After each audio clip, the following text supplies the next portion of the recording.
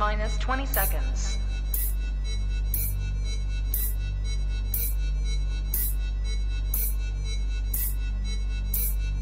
10, 9, 8, 7, 6, 5, 4, 3, 2, 1, 0.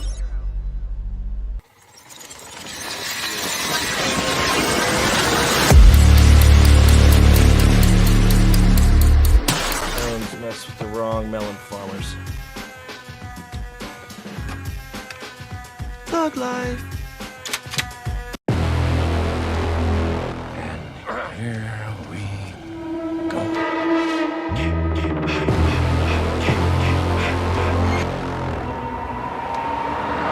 I prayed that he would burn in hell, but in my heart, I know hell.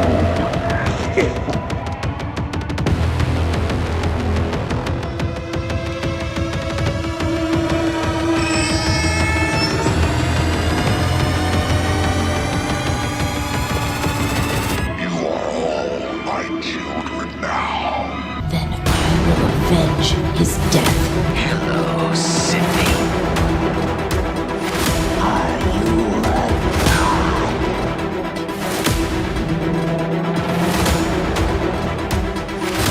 Don't you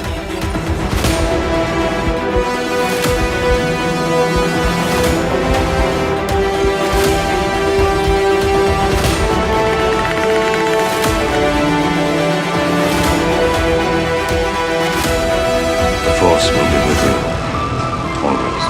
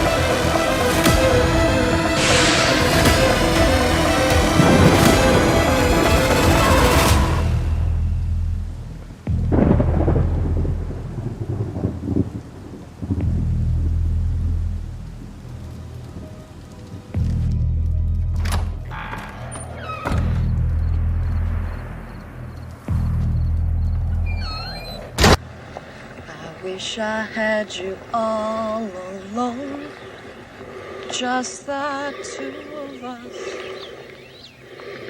On Halloween 1963 in Haddonfield, Illinois, 6-year-old Michael Myers murdered his own sister in cold blood. But it was 15 years later, on Halloween 1978, that the legend, the Myers murders, were born.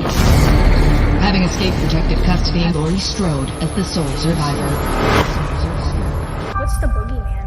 What's the room where that stupid little kid bullies? I totally believe in the boogeyman.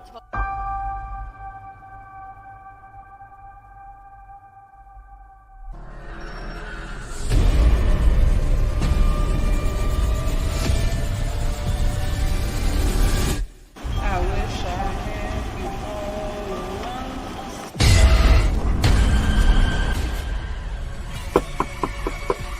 How you doing? Good, how are you? Hey, Grandma. I am not your grandma.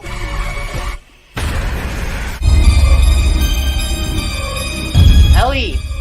What the fuck?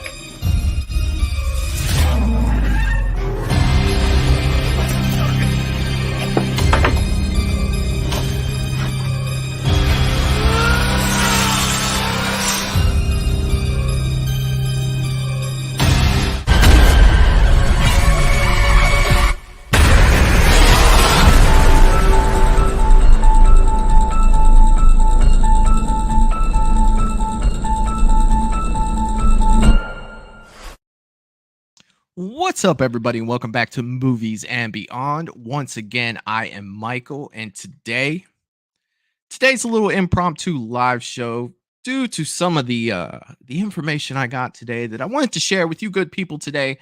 And I am lucky enough to have someone join me for today, and that is my good friend Eric from the Bearded Entertainment. What is up, my man? Welcome to Movies Hey. and Beyond. Hey, buddy. How you What's doing? going? I'm doing good, man. I had a few hiccups backstage. This was running. Hopefully, it didn't transfer to YouTube, but I was getting a little some jitters there going through the intro and stuff. I'm not sure what's going on. Hopefully, my internet holds up tonight, man.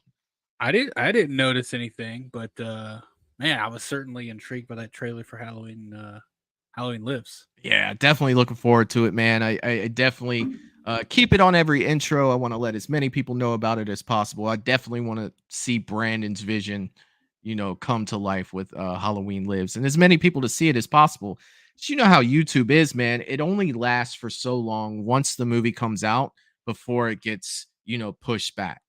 And there's a lot of fan film people, especially Cecil was talking about that from the Horror Show channel. Is once it's on for so long, it kind of gets put on the back burner for YouTube's algorithm to be pushing that. So as many people see it as soon as it comes out, man, that's definitely the goal for that one. For Yeah, sure. he's just going directly to YouTube, right? He's not. Is he doing what do you call like a members only release and then like a week later?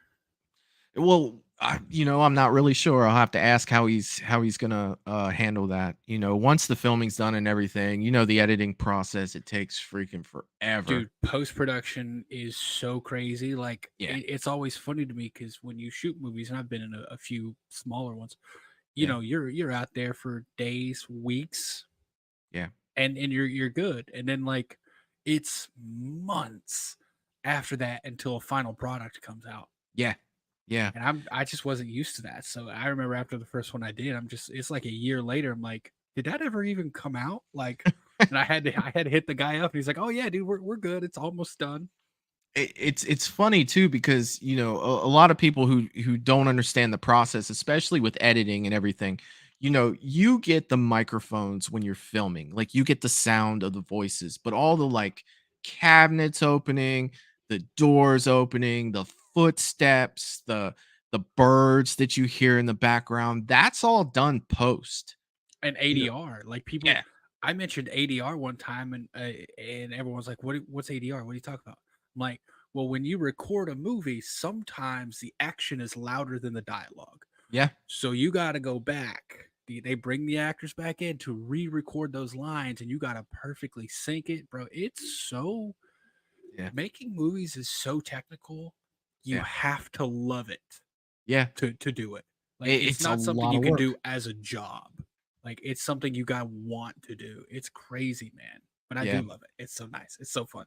It is, man, and all the little like technical details and stuff like that. Like I love all of that, but I think that your average fan, I don't think that they understand, the amount of stuff that goes into, making a movie. It's like you shot it. Why don't you just, cut it down and release it? It's like, well, man, if it were that simple, that would be great. But I mean, your color corrections, there's so many things with that. And it's and I have the perfect example for this. When I was on deployment, X-Men Origins Wolverine was kind of like in post-production. I don't know. It wasn't the greatest movie, but we ended up somehow getting a copy on the ship that was pre-digital effects. I saw it. And I'm like, Yep. if you don't have an appreciation for post-production people after watching one of those, Yeah. you never will. Like it's so drastically different. Yeah, and the thing that sticks out to me, it's hilarious that you saw that because I've never talked to anyone else that has seen that. So you have the gun flip where you actually see like the animated gun like flip around, and then when they're supposed to be in Normandy, storming the beach, and you see the plane fly over. It's like a little like 3D cartoon Animated. plane. It's like Yeah, just a 3D animation. It's like a placeholder it's before they exactly add what it in the is. textures and the effects. Bro, it's so wild, all Yeah. the little things that go into making a movie that people don't think about. And I mean, that was years ago. You could only Yeah. imagine what it is now, Man, compared. it's so crazy. I tip my hat to anyone who actually goes out and makes a film. If you're watching, and I beg you, anyone listening to this, if you watch someone's like their fan film or their student film, and you're like, this is crap. Yeah. It doesn't matter what you think of it. The amount of work that had to go into just getting that out is crazy. Yeah. And It's a lot. You're 100% right, dude. It is a lot. It's time consuming at the most, more than anything. It's definitely time consuming. And I mean, we're just talking about post because you have pre-production too, where you have to set everything up because you can't just jump on one day and be like, hey, guess what? I have a script. We're filming it. It's like, oh my God, there's so much more stuff that goes into it than that. And one of the biggest things I found, What's that? just getting everyone's schedules to line up.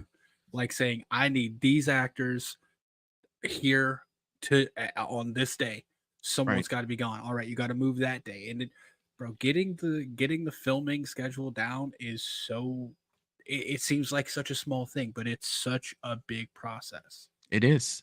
It is 100%. And I mean, especially when you're talking about fan films and people who aren't dedicated actors to, that's only what they do because you're filming around their job times, their work hours and stuff like that. And it is tough, but if you're getting paid, I feel like as an actor, if you're getting paid, you should know conflicts. Like anytime if I have a conflict with like a shooting schedule or like a theater schedule, if it's a theater show, I just don't even audition. Like, yeah, I'm like, I'm not going to be there at this time, and I don't want the production to suffer because I've got something else going on.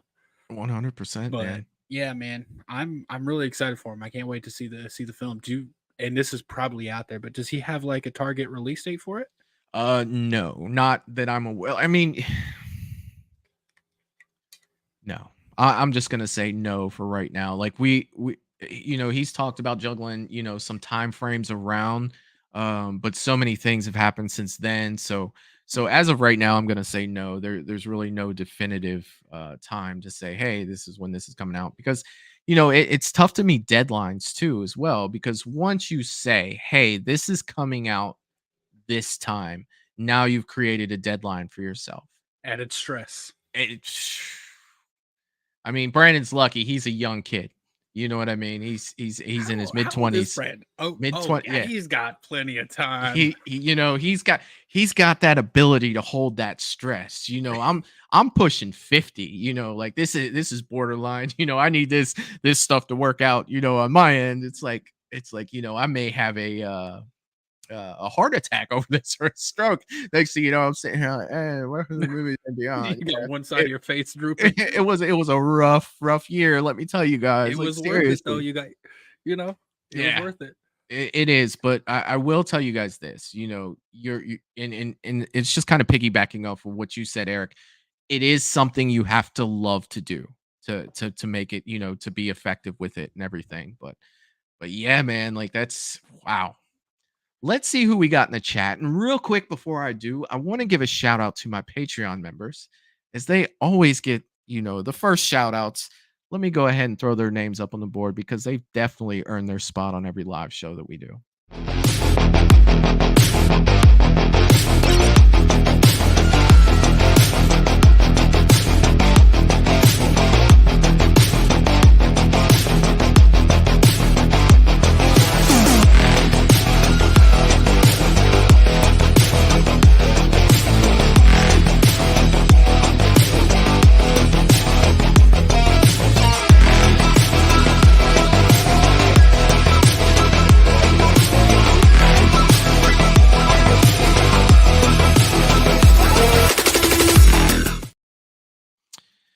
And going down the chat, we've got Jerry Wilson, who is one of my mods, who is in the chat saying, hello, fam. What is up, Jerry? What's up, my man? And he has also thrown the link in the chat for Patreon. If you do want to support Movies and Beyond, you can do so. And Jerry has put the link in the chat. I've always given it to www.patreon.com/moviesandbeyond, but I guess there's a lot more to that. So Jerry, thank you for putting that in the chat for me, buddy. I definitely appreciate that. Byron Weaver's in the chat saying, hi, everyone. What is up, Byron? What's up, my man? Byron has had a lot of ideas for a possible sequel to Halloween Halloween Ends. Ends, and he's very excited about that and very detailed about it. I've definitely been looking forward to reading his ideas. I don't know about a sequel to it, but I had a rewrite, like Yeah. small rewrites of the movie that I think would have changed everyone's opinion on it. Hey man, that's Halloween Ends for me. I'm having a little bit of trouble with that. Like it's not growing on me like I wanted it to. I was kind of hoping after like a year that I'd like it a little more. Kind of like Halloween 3 with me. It's kind of like sliding down the board. It's being liking it more and more as I see it. Mhm. But maybe I just need some time with ends. It's just tough for me to end that trilogy. Ugh. It Yeah, was it's man, I don't think it was a. I personally here's the weird part. I criticize it, openly, and I'll say what I don't like about it. But in the end, I yeah. remember, and I did a right out of the theater like reaction to it. I could not stop smiling. Like I loved it. I just Yeah. loved the experience of Halloween Ends. I understand what people have an issue with, and I do think there's plenty of things that could have been fixed. Right. But overall, I love the movie, man. It was I don't know why. Can't That's explain awesome it. though, dude. I'll tell you what, it looked the best out of all of them. Like you can definitely tell, like cinematically, the movie was beautiful. Oh, dude, the shots of like Yeah. Corey and Allison on the motorcycle with that music, bro, that is like, you know what I felt like? I What's felt that? like that was right out of the 80s and oh god, Kiefer Sutherland vampire movie. Yeah, Lost Boys. I felt like that was right out of the Lost Boys, like that look and that feel. Yeah. Yeah, Bro. and I mean that's definitely a good scene too. With Star on the back of the motorcycle with yeah, dude. Like 100%. I actually love that movie. That's probably my favorite vampire movie of all time for sure. Um I'm meeting them. I'm meeting Kiefer Sutherland next, I want to say February. They're That's going to be so in North awesome. Carolina right over by me. Hell yeah, dude. That is so awesome. I'm fucking jealous. I ain't even gonna lie to you about that. Like, good God, man. I was lucky enough to meet Jason Patrick in Indianapolis. And he was super cool. That's I, Horror Hound. yes, Horror Hound Indy. He was there and I had about a 5-minute conversation with him, man. And I actually saw him later on that day. We just happened to bump into each other, man. He was super cool. Like that guy was awesome. I got a question for you in regards to conventions Yeah, and protocol. What your opinion on something? yeah, So I'm about to meet Matthew again. About to meet a bunch of them again. yeah, I want to ask Matthew a question, which I know is acceptable. I know that's okay to ask him a question, but yeah. what is your opinion on like filming when you get up there? Like I know filming when you're in line and stuff, they typically don't like that. Right. But when you get up there and you're actually talking to them, what's your opinion on filming? Do you think it's acceptable? I would say that it would be up to the person I'm talking to, and I would ask them ahead of time. Like, hey, do you mind if I film this? Because, for whatever reason. Um, because some people are cool with it and some people aren't. Okay. They've always told us at Scarefest not to film the guests, like to just walk up and down and film them. Now, I don't know if that's protocol for all conventions or for Scarefest. So, um, And I know when you're not up there yeah, talking to them, they don't like it. Like I was actually told at Scarefest this past time because the first day on Friday I was recording, just getting some B-roll of the event and stuff. yeah, And one of the guys like, "Hey, just make sure you don't film the guests." I'm like, "Oh, I'm not. This is wide angle, man. I'm just getting everything." yeah, And but I'm talking because like when I went to, I'm just thinking about it more recently because I'm like, was that okay? When I went to Texas Frightmare, mhm, I had my gimbal and my phone, and I handed it to the people behind me. I'm like, "Hey, when I talk to him, will you just record it?" yeah, And the more I think about it, I'm like, I didn't ask him if that was okay. I right. didn't like. Did he think I was like a? Did he just think I was like that was unacceptable? And I'm thinking about it more because I want to ask him a question, but I Right. want to get his answer like recorded. Yeah. So I'm like, do you think it's acceptable? And it's an I I opinion, I I guess. would just say it's up to them. If they're cool with it, they'll say, "Hell yeah, man, do it." And then other ones might not be like, "Nah, man, I'm not doing that." So I think that there's probably a few people that don't like to be filmed, and that's why no one can be filmed. It's probably just easier to be like, hey, don't film, the people here because there are, quite a few people that don't like it. But I mean, if you went up to Matthew Lillard and said, hey, dude, I would love to film this interaction. Are you cool with it? Dude, he's a cool ass dude from what I've heard. I've never met him. He'll probably be like, hell yeah, man. Oh, dude, he's super cool. Bro, Yeah. he Like, gave me like the biggest hug. yeah. Like But he might be super cool with it. You never know. You just really never know. And I think it's a person to person basis. Like if you're walking through a convention and someone sticks a camera in your face, you might jump up and be like, hey, what's up? To whereas I might be like, man, don't film me. I don't like that. yeah, So that's probably the route I would do with that is just be like, just ask him. Like, hey man, are you cool if I film this? And more than likely he'll probably say it's cool. I would think with Matthew Lillard anyway. yeah. I'm gonna ask him a Scream question, but it's one that's like been on my mind for like 3 or 4 months because I saw another cast member answer the same question, and now I'm like, ooh, I gotta ask and find out the same question from anyone. But by the Yeah. way, next February, Jason Patrick is also going to be at that convention here. He's Jason super Patrick and Kiefer Sutherland. He's super cool, dude. You're gonna love that interaction. He's awesome. He's a great dude. I'm Just getting just from me VIP meeting him tickets. once. Hell yeah, dude. 'Cause That's it's a awesome. smaller convention, and if you don't mind me asking, how much were VIP tickets to Scarefest? They were like 190. 190. Yeah, in January. It was I think it was like 190 last January when I paid for it. And the amount of stuff that I got with that, like I got a t-shirt, I got a book. I have the book somewhere over here. I don't remember it being, top of my list.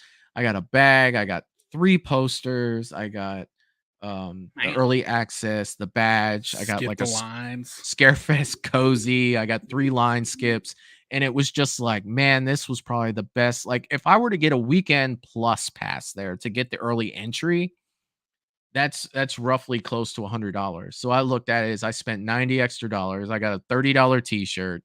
I got, the line skips. I got it's just worth it. I wouldn't say all conventions are worth it, but you saw the mess that Scarefest can be. And it's especially on Saturdays. That's the day. That's the day I like to get in and get out, man. Man, I'd like to get everything done on Friday. I've decided from now on because there's the convention I'm going to. I was supposed to go to a convention this weekend, and I had VIP tickets to it. Unfortunately, I'm not going to be able to go to that, so I got rid of my VIP ticket, which sucks. Yeah, but there's another convention next weekend with most of the same people, and I'm like I'm only going to do a 1-day pass, and I picked Friday, and it's in Atlanta, so it's only like a 4-hour drive from me. But from now on, if I'm only doing 1 day, I'm going Friday. Like, yes, it's limited hours. Yeah. But there's so many it's like so fewer people. Yeah. It's just such a better experience. It is, dude. You got to think though, like depending on when it is, kids are in school, parents are at work, so a lot of times they get off work. The last thing they're thinking of, Johnny was an asshole at the water cooler today. I don't feel like going to Scarefest. We'll go tomorrow. We'll go on Saturday. And I mean, the line at Scarefest on Saturday went past the Hyatt and wrapped around the building. Like it was just like, wow. Brandon told me he waited in that line too. So it was just like, man, I can never. And I think another big reason for that is Saturday as an individual day has the longest hours. Yeah, it does. So if you're only going to go 1 day, in some regard, it makes sense to go on the day that you have the most time. But the reason you have the most time is because you're going to be waiting longer times. Yeah, and it is. And I mean, that line that went down the street and around the corner was the line to get your ticket to then wait in line again to get into the building. Yeah. And then I heard one worker, because I was waiting out there. I was actually waiting on my cousin to get there. Yeah. And he's like, traffic around the building was outrageous as well. So he ended up taking like an extra hour to get there just because of traffic, because he was coming up from Tennessee. But I was sitting right outside by the, remember the Ghostface Jeep? Yeah. I was right there, right next to the entrance. And I heard one of the workers say that was the longest line they've ever had at Scarefest. Oh, I can imagine. Dude, like it went to the Hyatt last year. That was it. Like that was the longest I've seen it. And I actually, because I went in early Saturday and then I left, and I was up in the hotel room and I was like, look out the window, look at that line.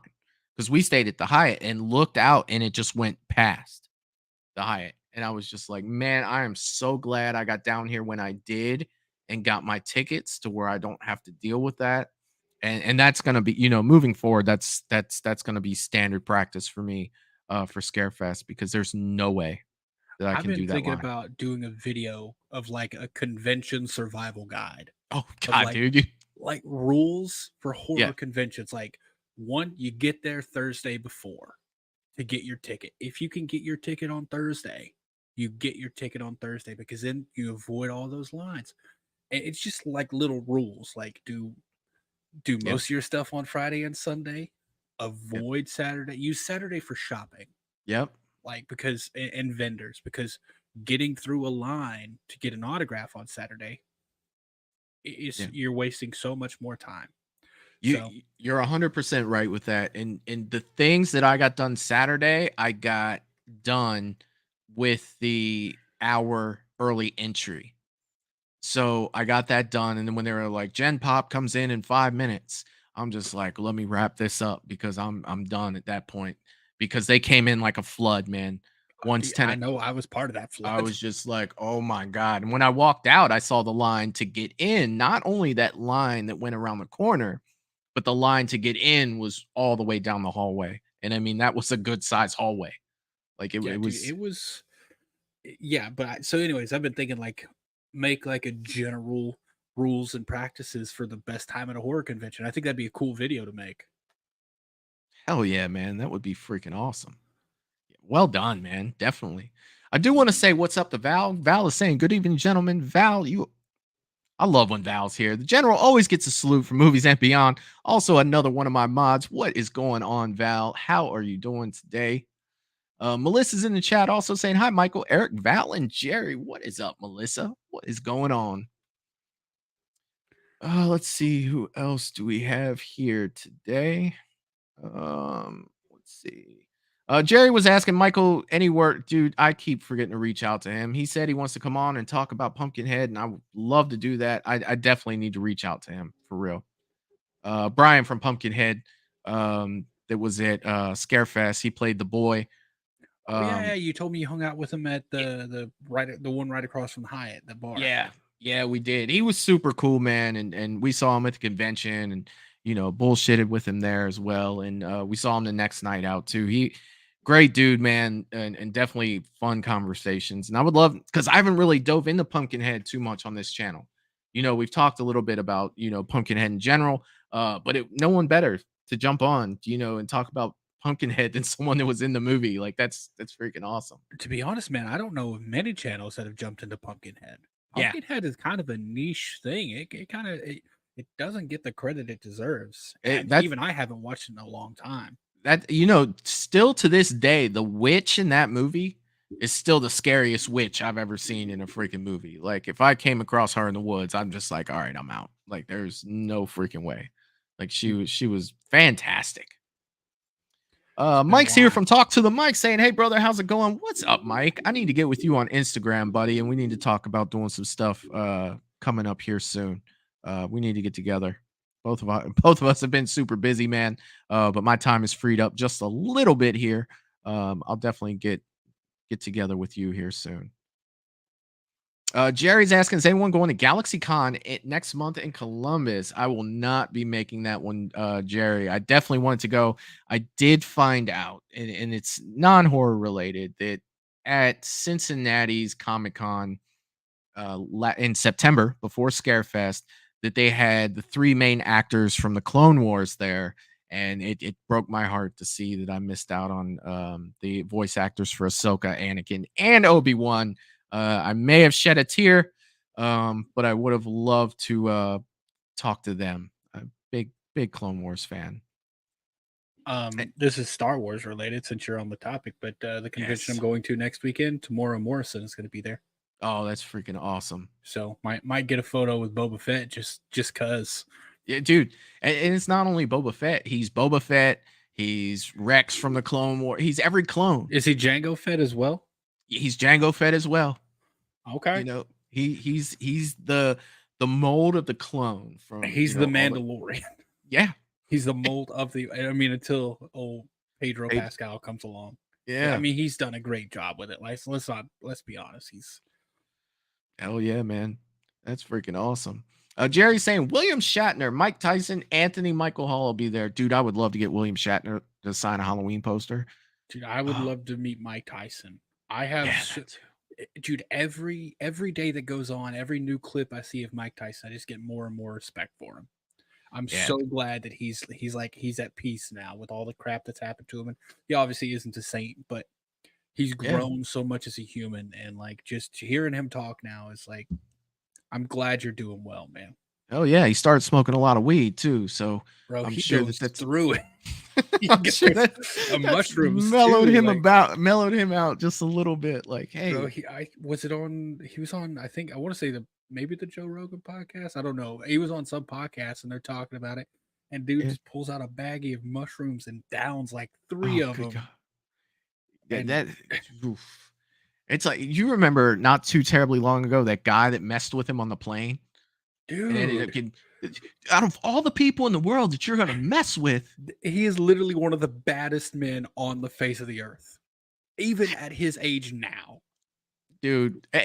And then the guy looks so shocked that he got punched in the face and his head was busted. Like, seriously, man, you're really shocked that this happened to you? Like, seriously? Like, You're there's picking on no way. freaking Mike Tyson, the heavyweight champ of the world. Like, He was the man, baddest man on the planet when I was a kid, dude. Like, he was like 19 years old, knocking out 30-year-olds. Like, they shouldn't even have been there. Like, it was dude, crazy. It was he absolutely is- crazy. He's a terrifying human being. And dude, it's crazy. I would love to meet him. Anthony Michael Hall would be cool too. I'm still, that's the one thing I'm most sore about Yeah. for Halloween Kills. Anthony Michael Hall. I love Anthony Michael Hall, and the fact that they just brought him in and killed him off in one movie. Yeah. I'm like, you could have done so much more with that. And I'm not a big fan of Kill. Kill is my least favorite in the trilogy, anyways. Right. But And they didn't give him great dialogue either. the dialogue in Kills was, That's one of those movies. Like, I really like Kills, but I get it. You know what I mean? Like, I think that it's the kills, the look of Michael, the flashback scene that draws me in so much to where I can be like, yeah, that's kind of whack, but it's okay because Michael's a badass. You know, you just as much as I talk about movies and as much as I have problems with movies, it's funny that I can take a movie like that and just be like, I can ignore all that, you know, just because I like this. You know what I mean? And that, every now and then a movie comes along to where I can just be like, yeah, okay, I'll accept it for what it is. This dialogue's bad, and this, but damn it, if you watch Kills in 4K, it's different than watching it in Blu-ray. And I will say that it just looks, the 4K version of Kills is noticeably different to where 18 and ends kind of looks the same whether you're watching Blu-ray or 4K. Like, for some reason, there's just more in Kills. There's just a bigger difference between watching it in Blu-ray and watching it on 4K. And I don't know what it is. And I didn't realize that until I got the 4K Steelbook. And I'm just like, man, this looks really good. To where the other two, I was just like, yeah, I mean, it looks good, but the Blu-ray looked good too. You know, it's funny how that is. I've never, quality of like, you know, the resolution of, it's never really got me, because there's some movies I love that are just terrible resolution, like, you know, shot old camcorder style. Yep. So it's never really, that's never really got me. For Kills, like, I'll agree there are elements of it that are absolutely great. Like that flashback scene is like, they deserve an Oscar just for that. They so accurately recreated 78. Dude, it was crazy. My problem is, first of all, the dialogue, you know, freaking evil dies tonight. And there was no story. Yeah, it was basically Michael moving from one place to another. And that was basically the story. And I felt like a lot of the other stuff was just filler. You know, like I did like really enjoy Big John and Little John. Like, I did enjoy that sequence between the two. The fact of the matter is, you know, he holds out that little ass like knife and he's like, I got this knife. You know what I mean? I'm immediately laughing right there because I know what's upstairs. Yeah. You know what I mean? Like, what the hell are you going to do with that little knife? Like, there's no way. Just little things like that, man. I love the scene where they're in the car and Michael kills them in the car, and it kicks the door open and spins that gun around and she shoots her. It's like, dude, that's one of the most creative kill. Like it sucks, you know what I mean? But at the same time, it's like, man, that and the eye stab were just freaking. I love them. I love those two kills for sure. There was so much. First of all, going into the movie, I was already a little disappointed because everyone knew this is a middle chapter to a trilogy. So Yeah. by the end of it, at the very least, Michael's still going to be alive, Mhm. and Lori is still going to be alive. So Yeah. they're safe. That's Right. already a problem, in my opinion, because Yeah. you got expectations. Nothing's going to happen. Like, even if they look dead, you're like, they're not. They're going to be in the next movie. There's another movie. Yeah. But so that kill you're just talking about, the door kill, the dumbest thing, in my opinion. Like, she runs away to be safe. She Right. has the gun, but she doesn't start firing until she walks closer to him. I'm like, It's a good come on. question. Where did she go in that time? You know what I mean? Like, did she run away and then be like, I can't leave him back there, and turn around and come back? Because she was completely on the opposite side. Like, yeah, I see that Well, 100%. it's not even like, how did she get there for me? It's like, why? You were point blank range. You could have shot this guy. You could have ended him. Yeah. And instead you decide to go further away where it's a more difficult shot, then start to walk closer. It makes no sense. And then another one. This is the last one. I'll stop harping on Halloween. Oh no, kills. you're good, man. The firefighter scene. On the surface, a great scene. Beautiful scene. Yeah. Except for the fact, have you ever seen a fire hose? Have you ever seen how much pressure a fire hose has? Yep. Bro, they sprayed him with a damn water hose. That wasn't no fire hose. Well, Like, oh, he took out a whole thing of firefighters. I'm like, yeah, they were using a sprinkler basically. Right. Like, they didn't turn no fire hose on. If they had done that, they would have shot his ass back into the burning house. I think James Hugh Courtney was probably like, "Don't shoot me with a fire hose. Like, I'm not trying to get blasted by that." And that's the problem. You have to make it. You have to, being the middle part of a trilogy, you have to give these tense scenes, but the tension has to be manufactured because it's not going to end. Because if they had actually used that fire hose on him, if the woman had actually fired on him when she was point blank range and could have ended him, if this damn mob would have actually brought guns like any small town America would have had, Not the iron that the lady had. not the iron or the hockey stick, Right. like, You know. he would have been done. Like, that's the thing. When, oh god, what's Lori's daughter's name? Not Allison, but Allison's Karen. mother. Karen literally had him stabbed through the back on the ground. She should have just kept stabbing. Yeah. Like, you have to have all these dumb character decisions to make it last. Yeah, you do. And you know what? One or two I can forgive, but it's an entire movie of it. And we haven't even gotten into the people mistaking this 5'6" bald guy with a pudgy bald guy. He kind of looked like him, you know. Dude, bro, come on now. Come on now. And it's like I said, I recognize there are great parts about the movie, and I see those. Yeah. But there's just so much that adds up against it to me that I'm like, I just can't. And the biggest problem is I don't think there's a story there. It's literally the whole movie is filler to get you to Halloween Ends. Yeah. And I mean, I thought, getting that filler and getting that movie, that you were going to get something dramatic at the end, something huge, something big, the big final fight that we were advertised for. Like, this is the last time these two are going to come together. Yeah, man. I mean, at the end of the day, I love the way these movies looked. You know what I mean? Like 2018, I'll stand on a hill for that. I absolutely love that movie. And like I said, you could look at Kills as a guilty pleasure, but I do enjoy it.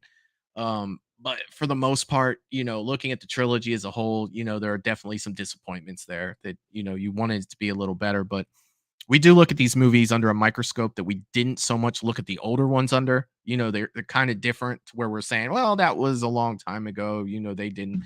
But if you really compare them to the older movies and you look at them under that same microscope and say, hey, you can find a lot of issues with our favorites. You could Halloween 4. I mean, that could be a whole show about some of the things that they could have did differently in that. I mean, you look at Halloween 4 and you say, hey, why did they all get together and board themselves in a house, not get in a car and drive to the next town? Like, no, we're just gonna board ourselves up in this house and hope that he doesn't come. Dude, Halloween if 4 isn't in the top for me though. they tell you that Michael Myers is in town and he's already tried to get me once, guess what? We're getting in the car and we're not going to stop moving We're until getting that thing out of runs the out of town. gas. Yeah, like We're getting out of the town. we're out. Like we're done. Bro, It's and like- I agree. Yeah. And I absolutely agree. There are some things. The only thing I will give the initial, like the beginnings of the franchise, Yeah. is the originality back then. Because that's Right. the thing. 100%. I know people were talking about complaining about Halloween Ends because of the lack of Michael. Right. And then someone's like, well, Michael technically has more screen time in Halloween Ends than he did in Halloween like 78.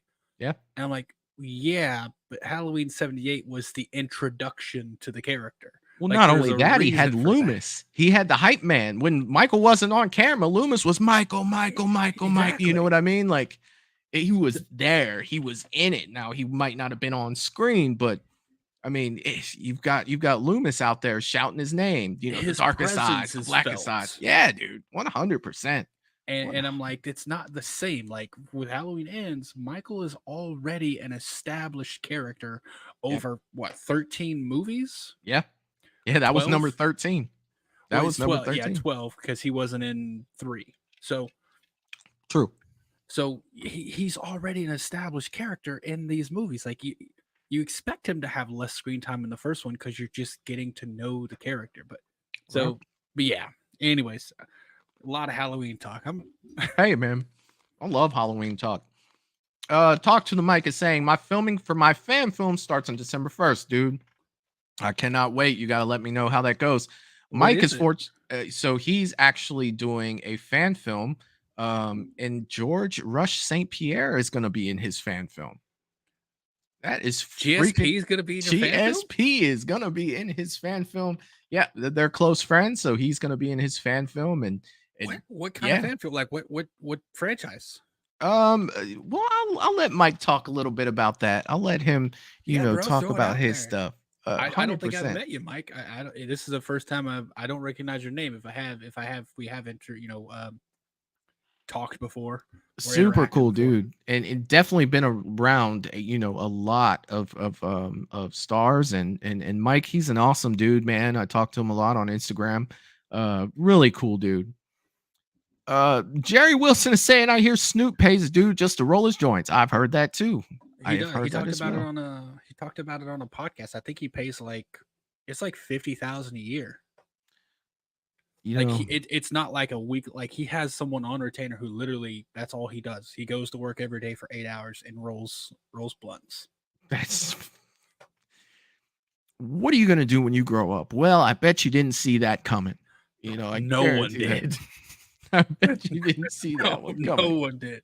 And I mean, with the not to get too technical about it, but with the rise of edibles and like your what are they called? Like the waxes and stuff. Yeah.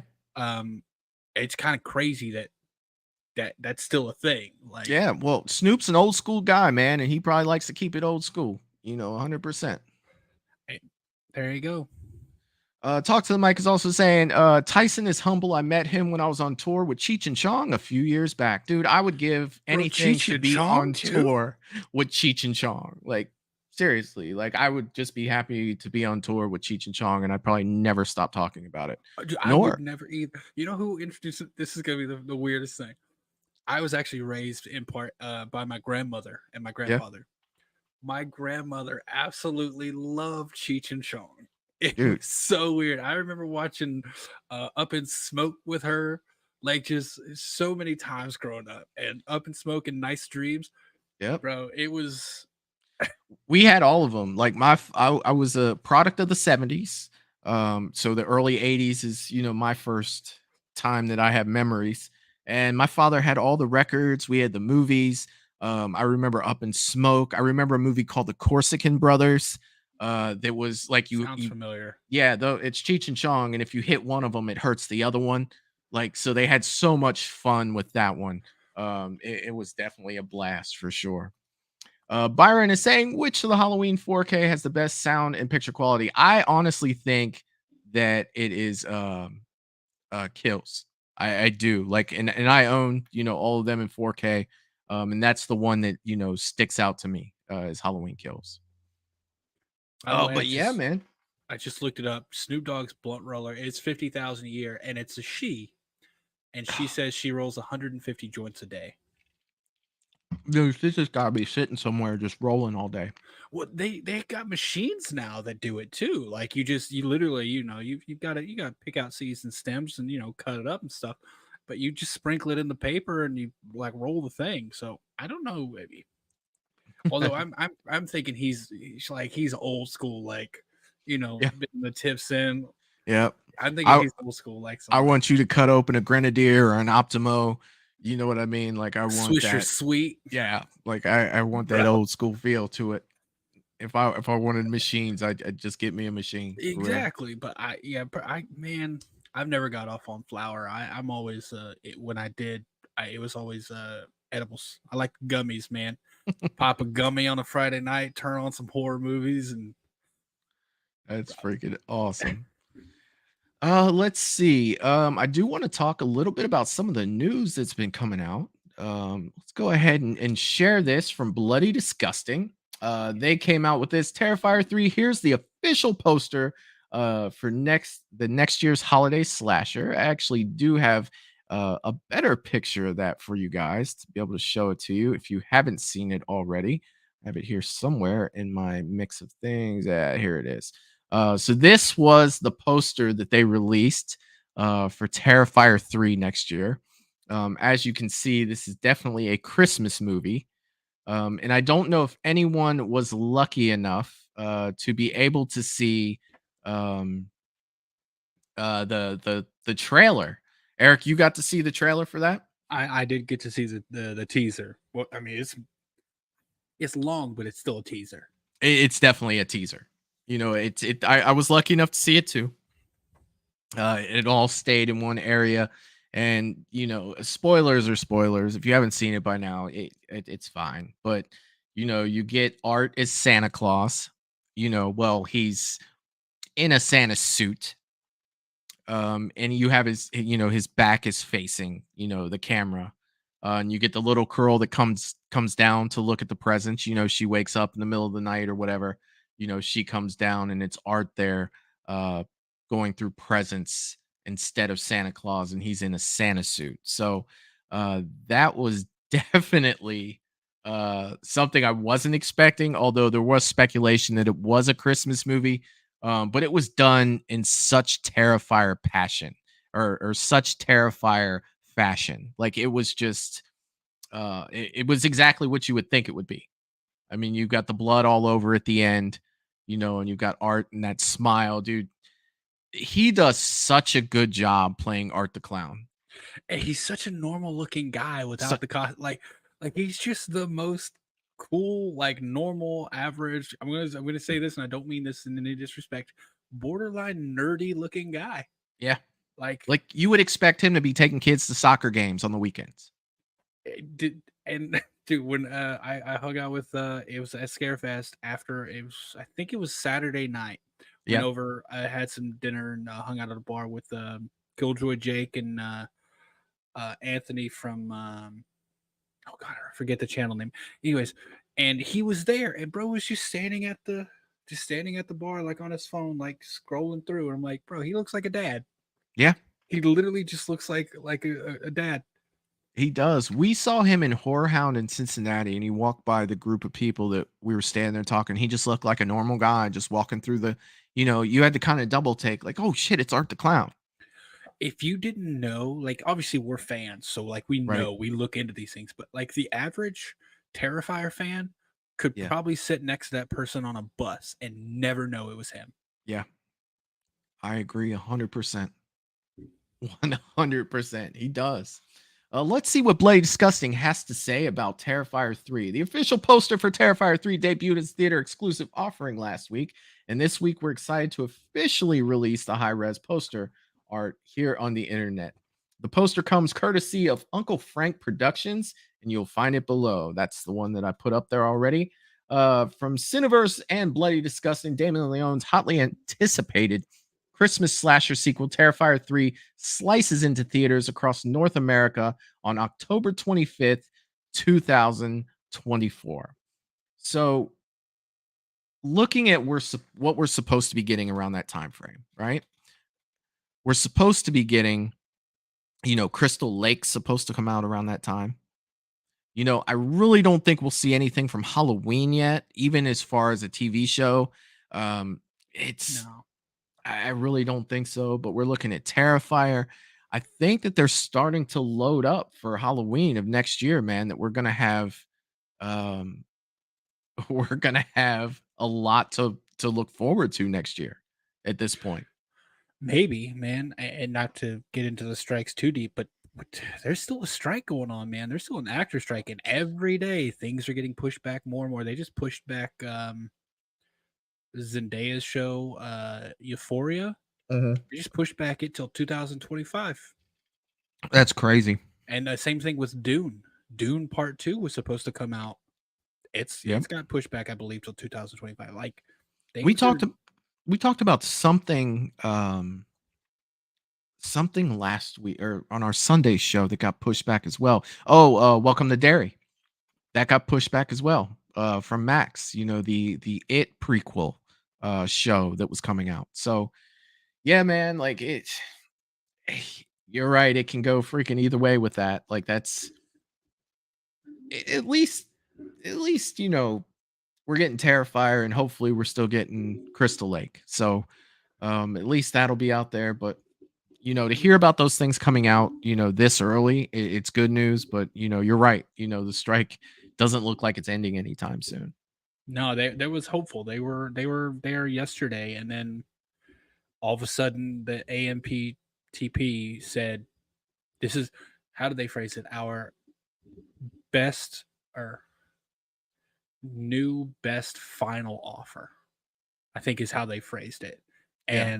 And the SAG was like, "We're responding to that offer, no."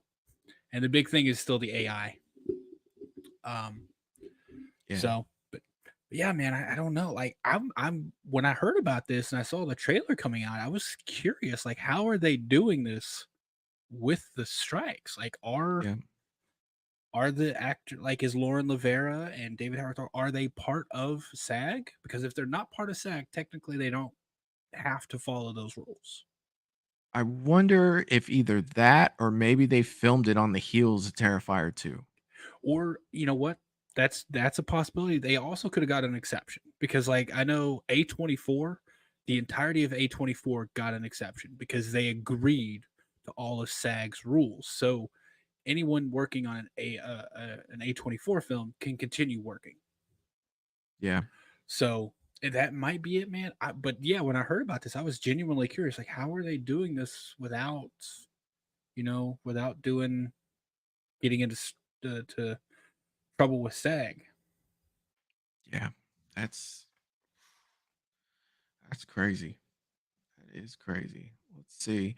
Byron is saying, will Terrifier 3 be the last Art the Clown movie? I don't think so, dude. I don't think that it will be the last one because they've already started talking about what they might do with him in 4. Damien Leone did kind of mention that 4 would be the last one. Right. So I think there's, yeah. And Byron's also asking which Halloween movie has the best to worst fall atmosphere. Do you mean like the best one, the Halloween movie that has the best and the Halloween movie that has the worst? That's how I read it. Okay. I'm not a huge fan of 6, but 6 had really good fall atmosphere.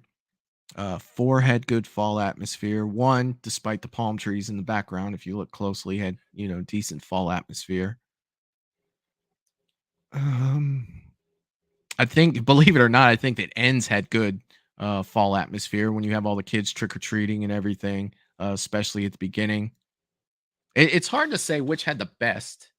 You know, what do you think, Eric? Honestly, and it could just be, chalked up to nostalgia, but for me, it's one. Like, and I know there is the palm trees and stuff like that, but Yeah. I don't know. When I watch it, I just feel the fall vibes, like, Hmm.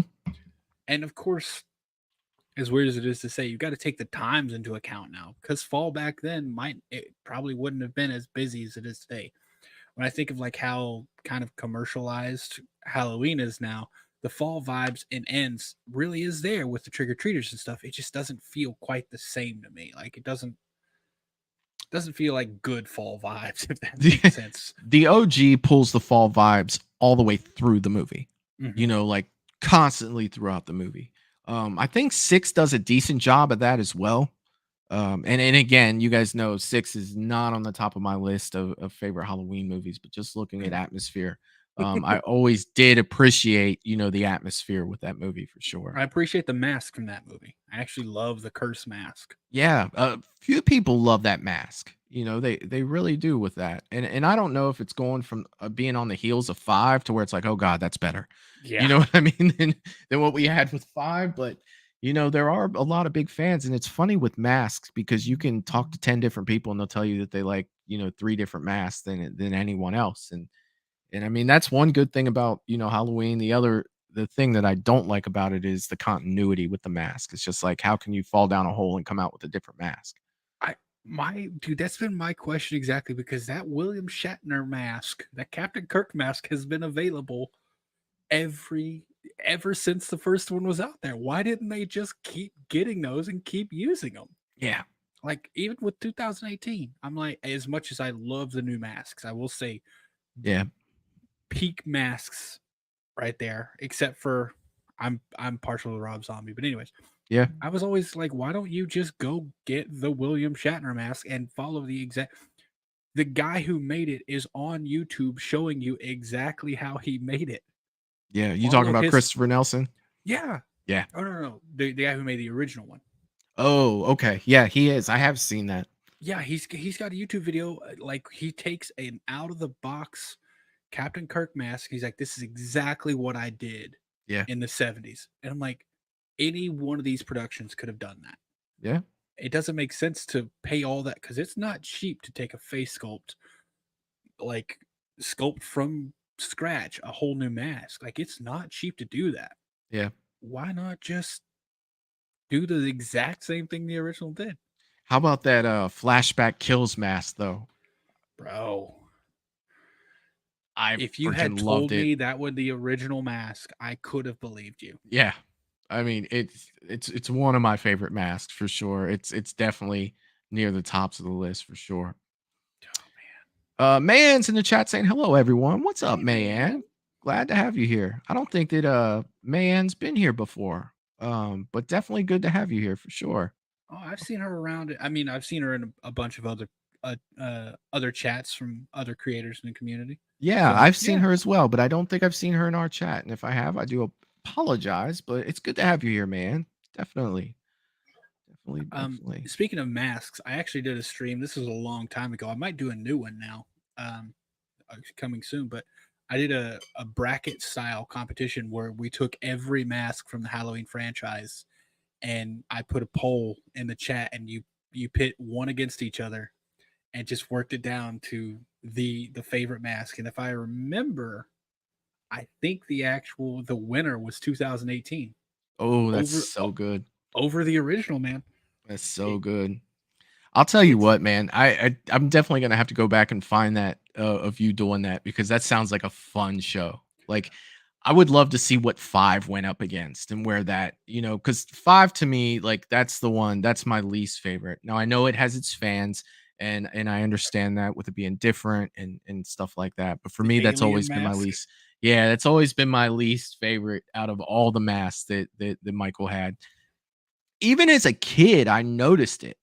Like, I noticed it. I went to see Halloween 4 in the theaters, and you have that big poster, of Halloween 4 going in. And when he's in there, I'm just like, what the hell is this? It's not the same one. Like that wasn't what I saw on the poster. And then when 5 came out, you got this basically the same mask that 4 had on the poster.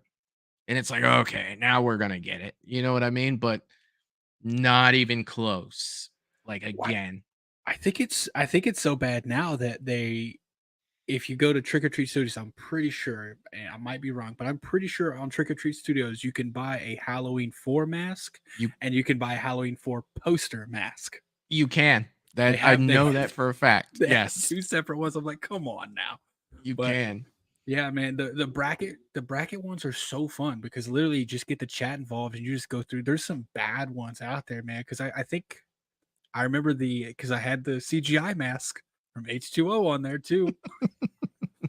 There's like 3 different masks in that movie. I swear to God, there is. Dude, it's dude, it was it's a very fun stream. I'm actually going to be doing another one of those soon if you're interested, where we pit each ghost face against each other, and you work it down to see who is the reigning supreme ghost face. I'll tell you what, man. I'm not a huge fan of the movie with Scream 6, but I really do like that aged ghost face mask. I think it's super cool. Yeah, I have the exact same one. It's still in a box because I just recently moved, but yeah, it's that. Ooh, I really like that one. 100%. I think I'm gonna rehaul this one. The paint job, the mold, the sculpt is great. Yes, but the paint is just not where I want it to be. So I think I'm gonna do a rehaul on it. Yeah, it is a little flimsy too because I do own that mask. It is a little bit. It's not like this flattened. Oh yeah, that one's rigid. Right. So I know I can 1 second. So I can 3D print.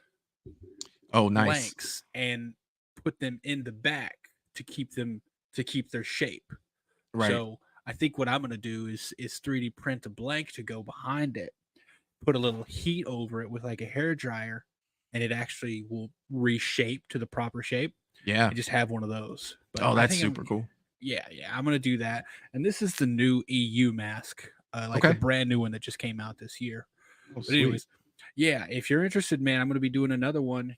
Like I said, the Ghostface ranking, just to pitting all the Ghostface against each other. You have like a one-on-one matchup, and yeah, those are fun, man. Those are fun. I'd definitely be good for a Jason one, for real. Like that. Oh, it would. Dude, if you want to set one up, or if you want me to set one up, let's do it, because it would be. First of all, I already know who I would pick every time. It's gonna be Remake Jason, because Remake Jason was a beast. Yeah, like I mean, Derek Mears. That's number 2 for me. This part 7 for me, it'll always be like I don't know what it is about it, man. It's part 7 mask to me is just like that is the coolest shit I've ever seen in my life. Okay, so this is something I'm terrible at. Yeah. What's the subtitle for 7? The New Blood. New Blood. Okay. Yeah. I'm so bad with the numbers. I gotta hear New Blood, final chapter. Like I gotta hear that to accurately know what I'm talking about. And I mean, I'm a big fan of part 8's mask as well, and not a lot of people are. Kind of had that yellow tint. It was when he got a new mask, because in part 7 in the New Blood, it's split, and he had to get a new one. So when Jason took Manhattan, I really liked that wet look and that yellowish mask that he had. I'm the older I'm getting, the more and more I'm liking that look that he had with that. Like, I thought it was super cool, and it kind of does that wraparound that you were talking about with the bro. I like how it goes under the chin. Like, I loved Never Hike Alone and Never Hike Alone 2. Yeah. But my biggest complaint is the mask is just too flat. It's wide. It's a very wide mask for sure. If you just a little bit of heat with a hair dryer, smooths it around so it actually, because I mean, you think about if you think about the initial purpose of the hockey mask is to protect you from getting hit. So it makes sense that it wraps around to protect you from all angles. So Jerry, which one? You mean pre-Uber or Uber Jason? What is he talking about? Let me see if I can get that up here. He's asking if he could buy a Jason S mask from me. Oh yeah, there it is. Can I buy a Jason X mask? I'm still so happy that like this is a 3D print, man. Oh Like, yeah, dude. You should have got Kane to sign that one too. I was thinking about it, but like, dude, Oh when I yeah. saw what they were selling those for at Scarefest, and I'm like, they didn't even sand those things. They didn't prime them. Literally, they just took it off the printer and listed it for sale. I'm like, and they were selling for like $300. What was selling for $300? Some That's of the scary. hockey masks? No, so it was one of these. Oh, yeah, come on. But they didn't sand it or prime it or anything. They literally took it off the printer, sprayed it with silver paint, which you can't do because it doesn't. If it's okay, Jerry's saying 200 unfinished. Yeah, that's crazy. That's absolutely crazy to me. 200 unfinished. Yeah. But yeah, but this cost me in terms of materials to make maybe like $7. That's so awesome, dude. Yeah. I mean, That you is- got to spend some time, filing and sanding in order to get it smooth. Right. But charging 200 for nothing, no sanding, no paint, that's outrageous. Yeah. Yeah, that's freaking crazy. Talk to the mic is saying nobody talks about the blonde albino Michael. Oh, you So mean you're Ben ta- Tramer? No, he's talking about part 4 in the school. Oh, that's right. Where he opens the door and it's just one mask where they apparently forgot to change it. Yeah. How do you seriously, how do you forget? Like, come on, guys, do better. Like, seriously. Like, there's no way that they didn't notice that for sure. Like, That come was, on. I mean, isn't that what they're saying is that like it was just they were all tired, it was late at night and they didn't Yeah. notice it? Come on now. The lighting alone, it's like, come on, somebody had to be like, hey, that's the wrong mask. And they're Hey, like, that's blonde hair. like, fuck it. We'll just see what happens. Just film it. I'm trying to go. We'll fix it in post. And then nobody fixed it. Yeah. Jerry was also asking, would it be silly to have William Shatner sign my 78 Michael? Dude, do it. Like, that would be freaking awesome. I don't think it's weird. It's him. Like, it's his face sculpt. Like, That is and I can't imagine you're the first person to ask him to do that. Like, yeah. how weird would it be to see William Shatner show up as just like a cameo in a Halloween movie? I'd love it, man. I would absolutely love it. Why Like, not? I think it would be awesome. So you know how you have the scene in a bunch of the Halloween movies where you see Michael walking and he ends up running into a little kid and there's all of a sudden like that big music crescendo Yeah. and he walks away. I want to see that, but instead it's William Shatner walking, and then as Michael walks by, you just follow William and he looks back, he goes, that guy looks familiar, and just keeps walking. That's all it is. Or he bumps into him and William Shatner's like, nice face. And then just keeps walking. Like, It's a good looking guy. It's a handsome man. it's a handsome man right there. I could definitely see him doing that too. He just keeps walking, man. That would be hilarious. I could definitely see him doing it. Hell yeah, man. Val is saying, I have a spot all ready for my 78 Halloween light box. I can't wait to get it set up. Val, Hell just yeah. reach out tonight and be like, hey, make sure you send Eric all the addresses because I'm still waiting. I didn't keep track of who all's getting what.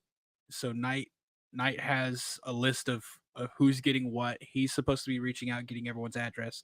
Then he sends me a list of, hey, this goes here or this goes to this person. This is their address.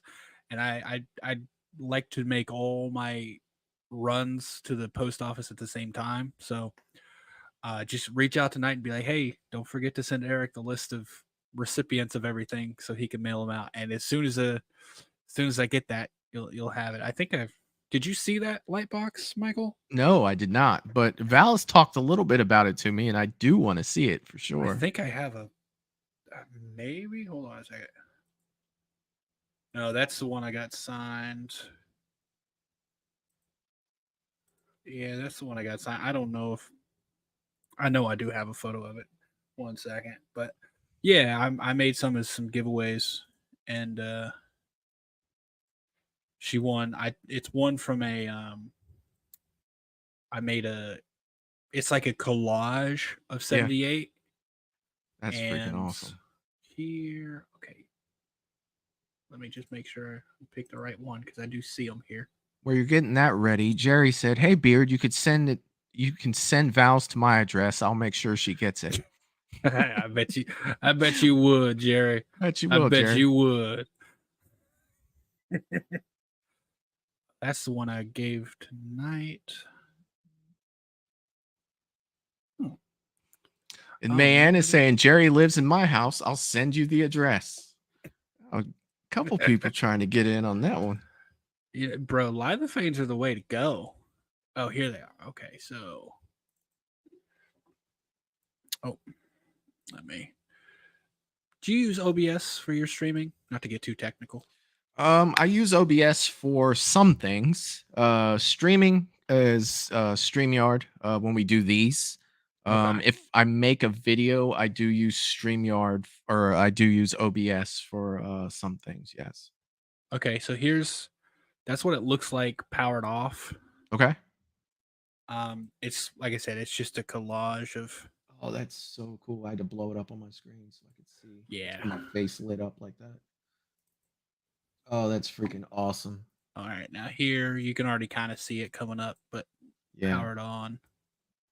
That's so sick. Come on. Oh, Loomis looks fantastic. Oh, that's so good. You made that? Yeah. That is 3D. freaking.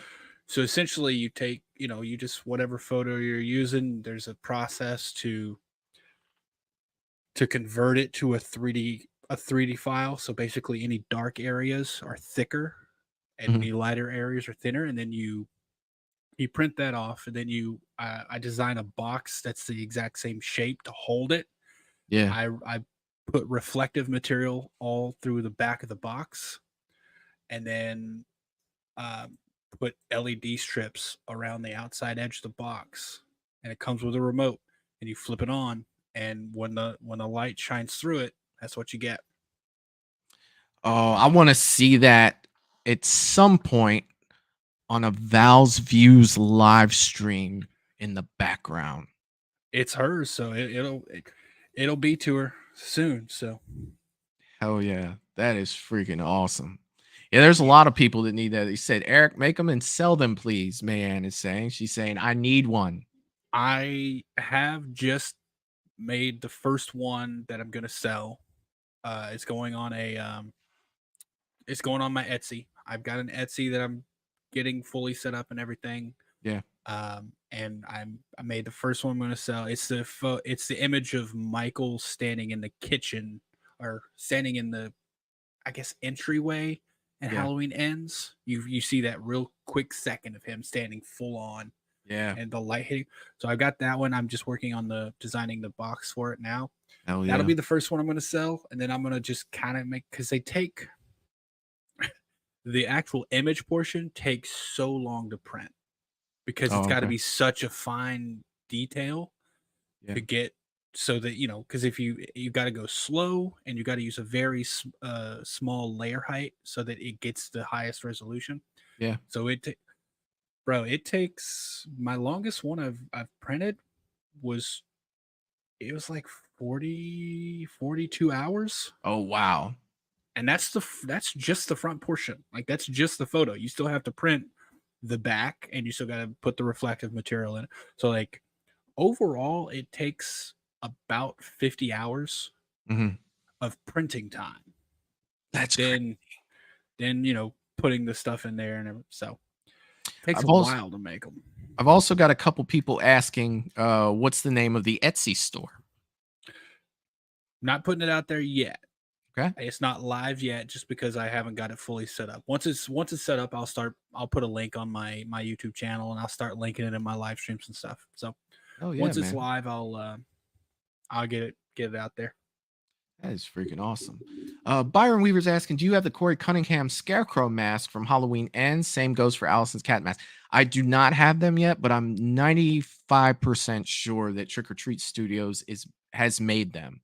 And they are available to purchase. I 3D printed one. Oh, nice. So it's solid. That is freaking awesome. I definitely want a Scarecrow. And I work with Matt on Sundays, and he owns a mask shop, and he's well aware that I want a Corey Cunningham scarecrow mask. So at some point you'll see one back here somewhere. I'm not really sure where I'll put it yet. But yeah, that's definitely one that I want. Bro, For that sure. scene when the nurse walks out and you just hear it in the background, you're like, Yeah, bro, that was so unsettling. I don't know it why. Like was. you can It see it happening kind of in the shadows. it was unsettling, and it was awesome too. So like that was another gripe I had with the movie. Like, why didn't he leave that mask on? It looked really cool. Like to me, it was different. It was unique. It was like oh, I wanted that, man. I really did. Oh, and I like how it came about too, with Allison giving it to him. So like Yep. there's some meaning behind it. Yep. Yeah, once he took it off, I'm like, man, you ruined it. Yeah. Like, I don't know how you feel about the whole transference thing from No, I'm not a Michael. fan. I've never been on board. Yeah. But that's something I'm like they could have done to make him a little bit more like Michael. Yeah. It's like just leave it on. Yeah. And I mean, too, like, that's another thing, too. A lot of people, when they talk about that transfer and stuff, not that I want to jump on the ends wagon again right now, but let's not forget, he had a transfer at the end of 4, too, with Jamie Lloyd holding on to his hand. Then all of a sudden, she's stabbing her stepmom with the scissors. She touched his hand, and you didn't get the little cinematic moment that you got in ends, when he does it. But it's just like technically you could say one Now, could make okay, the point. here's why you can't. If I Okay. transfer you, let's say I transfer you $5, Hmm. do I still have the $5? No. No, you have it. So if it Right. was a transfer, Okay. I would no longer have it. When Michael True. transferred whatever it was to Corey, how did he then still have it? Right. And what I'm saying in transfer is not that I agree with it or the way that they did it, but evil was shared from one to the other. Ends was not the first Halloween to do that. That's what I'm saying with that. See, yeah, I don't think it was. Here's what I think, and this is just my outlook on it. Yeah. Evil was already in Corey. Looking into Michael's eyes just made him realize to like unleash what he already had in him. I mean, it sounds better to me. Like, I don't want to transfer. Like, I am not a fan of that whatsoever. Like, I would definitely go with that. I mean, I've gone as far as saying that Michael let Corey beat him up and take his mask. Like that's how my brain has to process that. Like, it just does. Like, Yeah, because there's no way Corey Cunningham is punking out Michael. Right. I just have to, like, for my own sanity and for my own fandom. It's like telling someone a fact that they don't want to believe, and they're just like, no, no, no. No, You know what I mean? no. Like, it's just like that. That's what my brain has done with that. As much as I get annoyed with people that do that, I've flat out done it. For sure. I would've Mayan l- is saying make a Jason one, and I'll get it for sure. Mayan, are you a Jason fan? You I a Jason fan? You have found the right place if you are a I Jason did. fan. I did make a Jason one. I made this for for Nightwatch Zone for his birthday. That's freaking awesome. Hold on, Because let me his borrow favorite is the something. final chapter. Yeah, dude, that's so sick. That is so So- sick. And then let's see. Hold on. Actually, I don't think I have it. I don't think I have it powered off. No, that's the Jason Bustin print. I don't have it powered off, but yeah, that's the I made that for him for his birthday. And they're color changing. All of them actually have they come with a remote, and they're color changing. So like they'll go through different colors and Wonder what that one would everything. look like red. I bet you that would look crazy. They usually do. And taking photos of it is weird because the colors never come through the photos They exactly don't. what they look like in person. Yeah. But for like the Halloween Kills one that I got James Drew Courtney to sign, Yeah. like that one absolutely looks best orange because Right. the poster is orange. Yes, it is. But there's a couple that like I don't know, the Friday one, it kind of looks green there. Yeah. And it just I don't know why the green looked really good. Yeah. I mean, that looks sick, dude. Like, it looks freaking amazing. But yeah, 100%. I can make them for if you got a favorite like Friday movie or if you have any favorite image, I can make it of that image. It just takes me a little bit to put it through a process to take the 2D image, convert it to a 3D file. So, but if you You know, have a favorite image, I can do it. you know what I think would be an awesome image, and I don't think I have it on here. Actually, I don't. Would be the Jason standing in the woods. You know, when the girl's in the water in the remake in '09. You know how he's just standing there on the Oh, side? like yeah, but kind of behind a tree, kind of like Yeah, obscured in the dude. shadows. Like that. I don't know. I've been watching the remake a lot more lately because it has a ton of rewatch value for me. And there are parts of it I don't agree with, but I always have a good time watching it. You know, that's one for me that I'm just like, yes, I can watch this at any time that I want to. Let's put it on. Matter of fact, I might watch it again tonight. I'm I'm definitely probably not going sure. to do the same now that we've talked about it. It's But like it's freaking awesome. I yeah, can't I help don't it. know. What gets me is just so when I think of like part three, Jason, and I think of him walking up from the dock just so slow and casual. There's a Yeah. creepiness to that, right? Like the calm demeanor after just killing someone. It's creepy. There's definitely a creepy vibe to it. Yeah. But when I think of remake Jason, this big, lumbering, like terrifying person running at me, swinging a machete down, it's terrifying. It's not creepy. It's scary. Yeah. Like, When he's running up on that girl and swinging the axe right before, or swinging the machete right before the credits come up. I remember that was on the trailer and I was like, what am I seeing right now? This looks freaking insane. it's so scary. It's Yeah. like he wouldn't even have to kill me. I would have a heart attack just Yeah. seeing it. Yeah. Like, I would definitely need a new pair of shorts if I didn't right. have a heart attack and die. I just hope I was wearing my brown pants. Yeah. Those, I don't know if you guys in the Navy had them, but in the Army, we had brown underwear that were Army issued. Like they were just brown. And No, they bro, gave we them all to had. us. And I was just like, yeah, I know why you guys did this. You know what I mean? Like that makes sense. I get it. No, they gave us the standard issue tidy whities. I actually laughed when they gave them to me. Like I couldn't help it. You know, I just started laughing. I was like, this is it? This is what we're getting? Take it and move, soldier. I'm like, We didn't even have the opportunity. Like I don't know how they do it for y'all, but for us, we go into a room on the first day of in processing, and you go into the room with tables. You step up to a spot. There's footprints on the ground to tell you where Yep. you step. They say like, and there's a pile there. There's Yep. a pair of sweats, top and bottom, and there's a pair of tidy whities, and they say change. It's right there. 30 guys in the room. Yep. You get naked, everything on you comes off. You have a little box, and it's like anything that you want to keep that you are allowed to keep. Obviously, cell phones, nothing like that could goes in that box, like your wallet, your keys, stuff like that. Mhm. Everything else, you had another big box. You put it in there. You wrote your address on it. It got mailed home. Yeah, we had a box, but when I was in cell phones, we didn't have cell phones yet. You know, so we had I remember going there and I had a Discman. Okay, yeah, I'm old. It was a Discman. I never saw it again. It never got mailed anywhere. You know, Really? it's gone. Like flat out. I guarantee a drill sergeant went through that box like I need a Discman. You know what I mean? Like my Jordans made it home. I had on Jordans and like my jeans and my shirt, but that's all I had was like my jeans, my shirt, and a Discman. And I didn't take anything with me. Like, yeah, that was it. I knew like, hey, I'm going to boot camp. Like, I don't need, like, I didn't take my cell phone. I had already called and like canceled my cell phone plan because I was going to be away for 2 months, Yeah.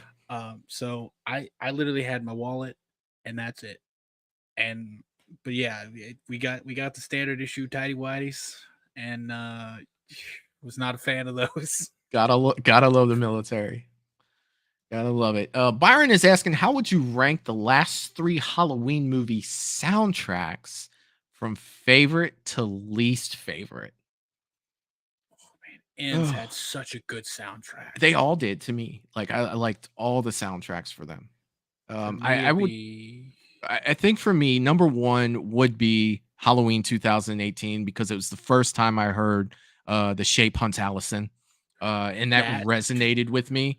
And it was just like, sound. That is the coolest shit I've ever heard in my life. Do you see how they did it? Yes. Yes, I With did. the violin bow on an electric guitar? Yes. I That did. sound is so iconic now. It is. And it made me want more of the scene from 2018. Like I wanted it to last longer than it did. But when she comes around that corner, you get that brrr, I'm like, this is the coolest shit I've ever seen in my life. I love this so much. So 18 will always be my favorite just because whether at the end of the day it was the best soundtrack or not, it was the first time I heard the Shape Hunts Allison. So that's that for me, that's 100% going as my number one. Kills and Ends, I thought they were both good. I can let anyone else pick that for me. But they didn't resonate with me as much as the first one did, the 2018. For me, it's actually going to be Ends is number one. I Mm-hmm. love the soundtrack to Ends. There's as much as I do, I think the Shape Hunts Allison is the best soundtrack portion to any of the new trilogy. I will give you that. I think it is. Yeah. However, I think Ends is more well-rounded. Like I like all of Ends soundtrack, whereas some of the stuff on 18 is forgettable, especially in comparison to that one sound. So Yeah. for me, it's Ends, 18 kills. Oh yeah, man. That's freaking awesome. All right, so I do like this is one of the things that I've been waiting to talk about tonight because I love this so much, and it is somewhat horror, guys. But I want to talk about Ghostbusters because there is a teaser trailer coming out tomorrow, and I will be waking up and I will be watching it, and I will be showing you guys my first reaction to it when it does come up. So I definitely want to talk Ghostbusters. And Bloody Disgusting actually dropped an article today about the Ghostbusters. They're always on it. They are, dude. I will not say anything on here as news until I hear it from Bloody Disgusting, because so many times I hear so many things like the week before, and then it ends up being something different. So until I read it somewhere, it's not coming out of my mouth. So it's an Afterlife sequel. So do you know anything else about it? Well, we're about to find out. Oh, buddy, because they gave us a whole article here, which I am super excited about. The official Ghostbusters accounts on social media have been teasing something for a couple weeks now. I have seen that. And today we've learned the wait is almost over. The first official teaser trailer for the upcoming sequel to Ghostbusters Afterlife will debut tomorrow, November 8th. Check out the official announcement video below.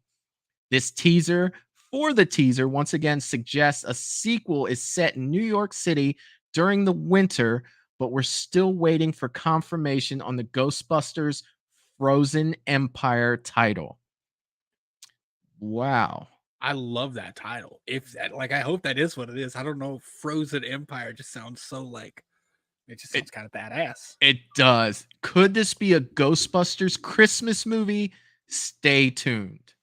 So what are we thinking about that so far? Okay, so first of all, I do see down there that it says Paul Rudd, McKenna Grace, Carrie Coon are coming back. I love that because I love those three characters. Yes. In Afterlife. I was a really big fan of Afterlife, and I gotta give one thing to Olivia Wilde. She did so good recreating Gozer, was that her name? Yeah. Yeah, Oh, you're talking. Yeah. She did so good recreating that because we had already seen that person. It's a whole new actress, but she had the look. She did. Are you a god? Yeah. Oh, bro, Ernie Hudson, you say yes. You say yes, Ray. Bankman's like, come on, Ray. I'll tell you what, Phoebe was probably one of the big standouts of this movie for me. McKenna Grace, dude, she's so good. She's got a bright future ahead of her in movies. She had that perfect awkwardness that Egon had. Like there was so much Egon Spangler in her that it was just almost eerie. Like when her mother was in the car and was like, oh my God, Phoebe, blah, blah, blah, blah, blah. And she just looked at her and said, I'm a scientist. That was so Egon to me. You know what I mean? Not to spoiler alert, but when he showed up at the end, bro, a little teary eyed. Not gonna dude, lie. I was crying like a baby in a movie theater. I was like, oh God, you see them all four again. And I know there was some, oh dude, look at that. Look at that. Yeah. It's like my childhood heroes. Yeah. Have all lined up again. And I know there was some people who had an issue with them like recreating him and stuff now that Harold Ramis passed away. I didn't have a problem with it. I was so happy to see it. Harold Ramis's, if I'm not mistaken, Harold Ramis's family was on board with this. You know, Okay. it's not something that they just did. You know, this came from, Ivan Reitman and Jason Reitman. You know, this was not a just spur of the moment. Let's just throw Egon in here. You know, they paid their respects. And they got him in there. And even the new cast of kids, man, when you look at them, like Podcast, like that was an interesting character, and it was funny. He was very Ray to me. You know what I mean? Like he reminded me a lot of Ray. And this is another one of those movies that I can watch at any time, and I am a huge fan of the Ghostbusters. Like I'll probably watch it again. I'll probably watch Afterlife again tonight. It's been a while. like I got Jason and Afterlife. Like that's probably the rest of my night when I get off of here. So I work nights, so I got plenty of time overnight waiting on calls to work. So I got 10 hours, roughly 8 hours to fill. So I'll probably watch them both. But man, now that I know, and it also confirms Ernie Hudson's coming back at least. Yes, so it's saying the cast includes Patton Oswalt, Kumail Nanjiani. I apologize if I butchered that. James Acaster. Thank you. Yeah. Emily Ann Lind alongside Ernie Hudson, McKenna Grace, Paul Rudd, and Carrie Coon. Jason Reitman, who directed Ghostbusters Afterlife, is producing the upcoming sequel. Current release date is March 29th, 2024. Pushed back from December 2023. So we were supposed to get that next month. Yeah. Wow. First of all, I had no idea the movie was even coming out. But now to learn that it was supposed to come out next month, because I thought March 29th next year was an early date. Yeah. Oh, dude, that's awesome. I do notice that they didn't list oh God, what's his name? Finn Wolfhard as returning. They did not, and they also didn't list Dan Aykroyd or Bill Murray, but I'm 99.9% positive that they are both in this movie. Oh, I would be surprised if they weren't. I'd be willing, 99% sure that they're in this movie. 100%. But just one quote at the bottom. It's an absolute honor to pick up the Proton Pack and step behind the camera for the next chapter of the Spengler family saga. I just wish I could go back to 1984 and tell the kid in the 6th row of the Man Valley West that one day he was going to get to direct a Ghostbusters film, said Keenan in a recent statement. Could you imagine that, dude? Could you imagine? Look at that. And that's, I don't want to click it because if there's music, I'll get dinged for it. But yeah. But no turning back. Teaser trailer tomorrow. This is coming, you guys. Like, bro, you're sharing a tab on Chrome? I am. Right click the top of the tab and hit mute site, and then you can click play. And if you right click the tab up at the top, it should give you the option to. All right.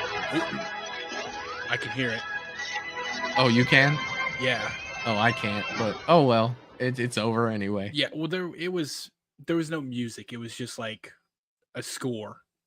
Oh, okay, cool. Yeah. So, but yeah. Okay. So nothing crazy there. But man, that's exciting. It is. So they were saying that was called Frozen Empire. Ghostbusters Frozen Empire. Oh man. Look. Well, we'll know tomorrow. The trailer comes out tomorrow. They'll have the title. We'll get a teaser in like, I don't know, 10 hours or so. Yeah. Yeah. So I'm wondering who Patton Oswalt. He wasn't in Patton Oswalt. I'm wondering who him and Kumail are both really funny. I think the last thing I saw Kumail in, he was in the Eternals. Okay. The Marvel. Oh yeah. I know exactly who that is. Yeah. Didn't he get like real swole? He used to be like skinny, but then he got real big. Well, no, he used to be kind of chunky, but then for the Eternals, he got like cut. Yeah. Okay. Yeah. Yeah, I know he got big. Yeah, he's a really funny guy. Like his stand up is great. Yeah. But I'm just so I'm wondering what's going to be, because they're both, him and Patton Oswalt both have a very unique brand of humor. Yeah. And I see it probably would fit in with Ghostbusters really well. And Paul Rudd's gonna be Paul Rudd. Paul Rudd is just. I loved him in the second, or in him in Afterlife. Oh my! He had them watching Cujo. Put a bunch of little kids down. Hey, just watch Cujo. There's a started dog testing the proton packs. Yeah. And the energy traps and just put on your safety glasses. Right.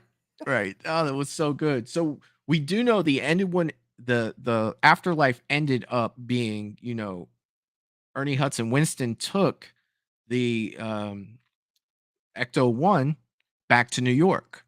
It ended with him taking it back to New York and pulling into the fire station and putting his hand on it. Like, we're going to get you fixed up, and you see the little box on the side, like it starts going off like a red light, the emergency light. So Talk to Mike says he's seen the teaser and he said it's exciting.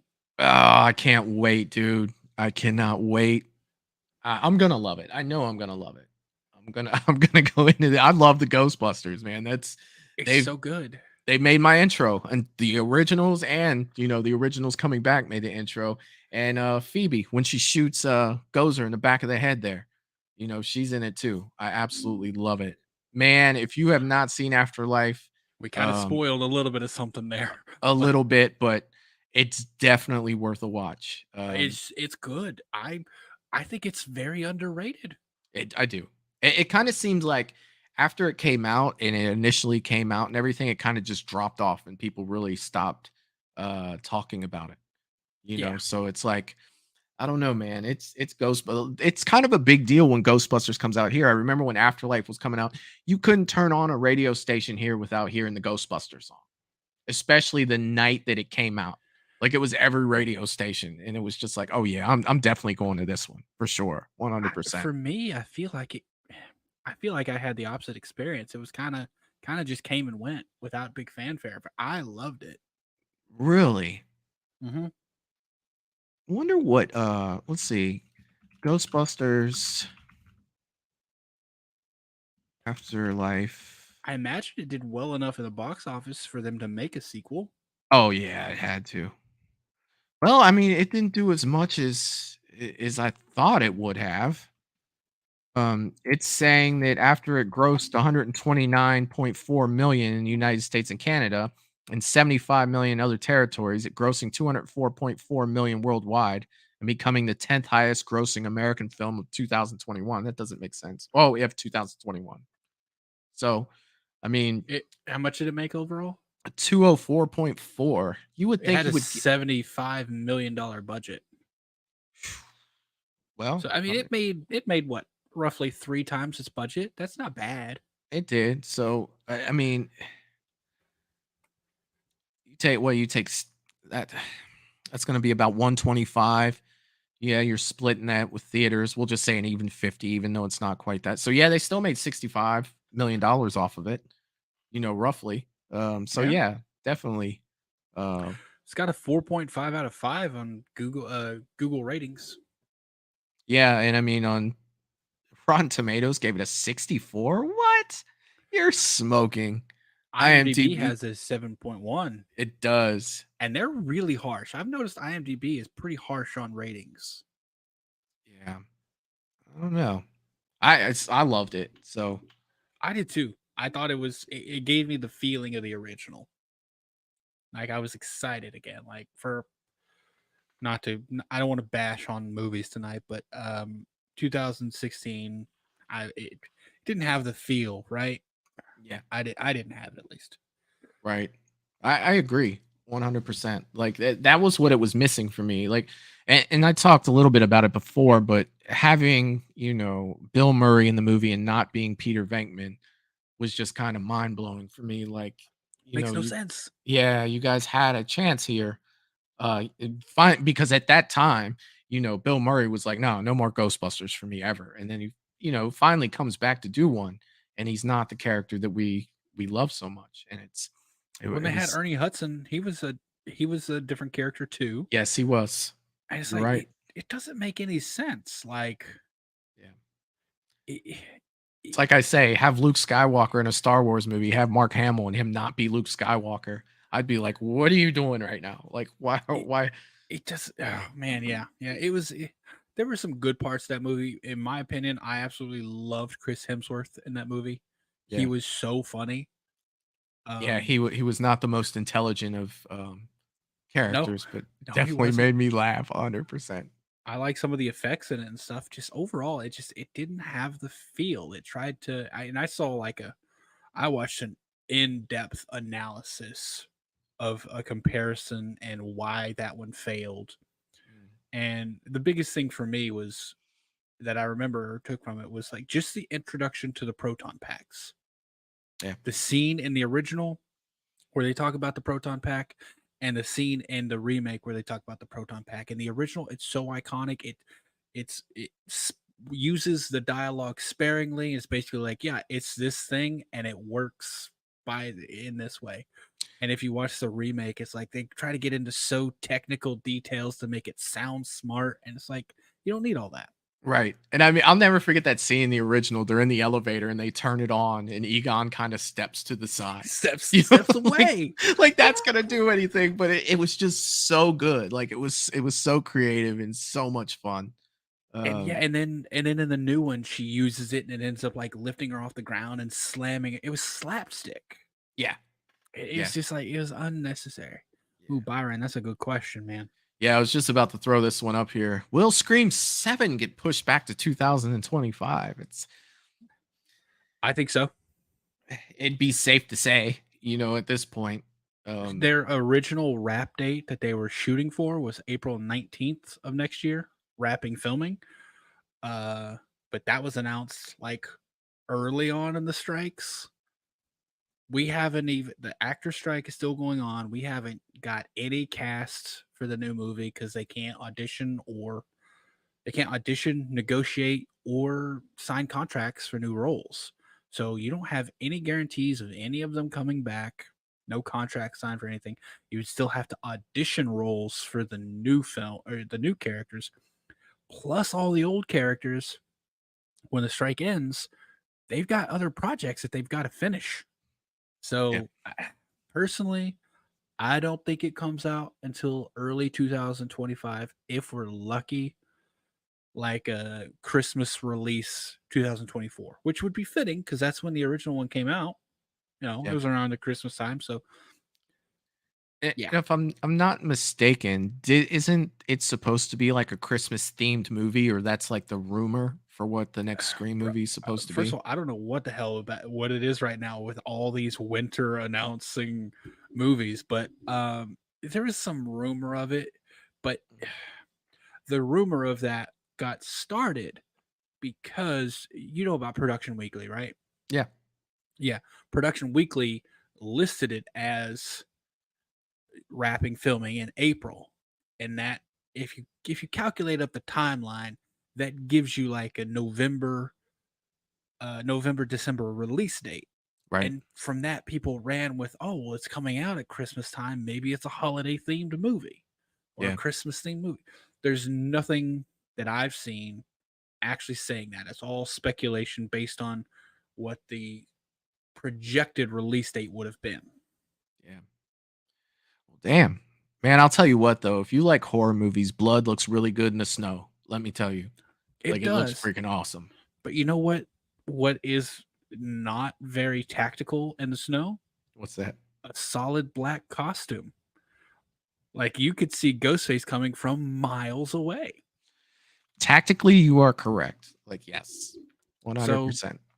So I don't want, this is not to rant too much, but I don't want the setting or the time to be like a defining point of the movie. Well, not even defining point, but to be like dang, the word is escaping me, but a gimmick. That's the word. I got want it to be a gimmick. Like I feel like the New York setting for 6 was entirely a gimmick. Yeah. You could have told me that was any other big city and I would have believed you because there was nothing inherently New York about it.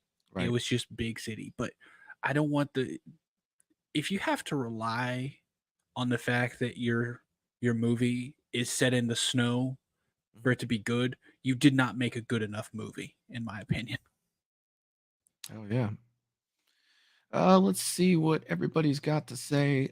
Mike is saying, it's like Kane Hodder playing a camp counselor. No kidding, man. Like that's exactly what it would be like. That I would pay to see 100%. that though, Oh because God, you know Jason's gonna have a tough time getting rid of that camp counselor. no kidding, no kidding. A man is saying blood in the snow is great. It is. I like the way it looks. 100%. Byron is saying Never Hike Alone 1 is a good example. Yeah. Never Hike in the Snow. They did do a good job with that.